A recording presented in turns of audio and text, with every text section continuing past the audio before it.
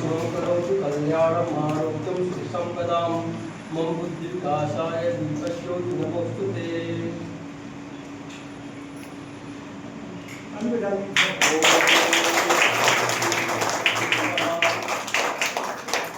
हरिः ओम सहस्रशीर्षा पुरुषः सहस्राक्षः सहस्रपात् स भूमिकुं सर्वस्पृतवाद्यधिष्ठदशाङ्गुलम् पुरुष एवेदकुं सर्वं जलभूतं जगज्भावयम् उतामृतवस्ये सानो जनन्नेनातिरोहते एतावानस्य महिमातो जायास्य पुरुषः पादोऽस्य विश्वा भूतानि त्रिपादस्यामृतं दिवे